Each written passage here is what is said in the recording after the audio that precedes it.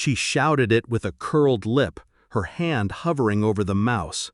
Then, with a flick of her wrist, my screen emptied. Months of work vanished into the glowing blue mouth of the recycle bin. Try again, if you can. I didn't move. I didn't plead. I only listened as my phone began to buzz on the desk. Her smirk sharpened as if she'd already won. I answered the call without breaking eye contact. "Yes," I said. "I accept your $400,000 offer to be your creative director." Her arrogance faltered. A ripple of confusion crossed her face. She didn't know yet, but she would. Backstory. We met 5 years earlier in a cramped co-working space. She was magnetic, brilliant, reckless, relentless. I mistook her hunger for partnership, her cruelty for charm. We stayed late in dim offices, building brands that no one believed in but us. She spoke about loyalty as though it were her religion. I believed every word. Love grew in the cracks of ambition. Not romantic, no, but devotion that felt unshakable. She was the storm, I was the anchor. Together, we said, nothing could sink us. That's why the betrayal cut so clean. Discovery. The first clue was silence. Her late-night calls stopped. Emails that once bore "we" became "I." Then came the locked folders, the whispered meetings, the withheld client lists. I saw her reflection in the glass of her office door one evening, leaning too close to a man in a suit I didn't recognize. A contract slid across the table. Not mine, hers. I confronted her gently at first. She dismissed me with that patented scoff, the one I used to admire. I didn't push. I just watched. The evidence collected itself. Duplicate invoices, secret accounts, ideas we had built together pitched under her sole name. And then, the final insult. My files dragged into the bin like trash, her sneer sealing the truth. Shift in mindset. Anger would have been easy, rage would have been expected. Instead, I swallowed both. I understood then she thrived on reaction. To scream back would be to feed her. To beg would be to prove her right.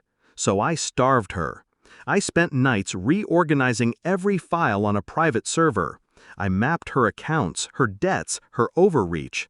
I traced the clients she stole and the bridges she burned. I learned the shape of her empire, brick by fragile brick. And when the call came, an offer from her rival, I already had my answer waiting. Execution. Step 1. Accept the rival's deal. A high title, higher salary. They didn't just want my talent, they wanted her dismantled. Step 2. Open the vault. I handed them the documents she thought she buried, the plagiarism, the falsified expenses, the contract signed in bad faith. Evidence wrapped in a bow. Step 3. Silence. I let her stew in the illusion of control. I smiled in meetings. I nodded at her demands. I gave no sign of betrayal. She thought she had destroyed me. She thought wrong. While she bragged about expansion, her clients slipped away one by one, redirected through my careful hands. While she boasted of her creative genius, the industry whispered about stolen work, whispers seeded by the files I leaked. Her arrogance blinded her. She didn't see the ground crumbling until it gave way beneath her feet. Climax. Which brings me back to the office, to the smirk fading as I ended the call. 400,000? She repeated, voice thin. I nodded, starting next month. Her eyes darted to the screen, to the empty recycle bin, as if realizing too late that I hadn't needed those files at all, that I'd already rebuilt, stronger, elsewhere. What did you? She started. I leaned closer.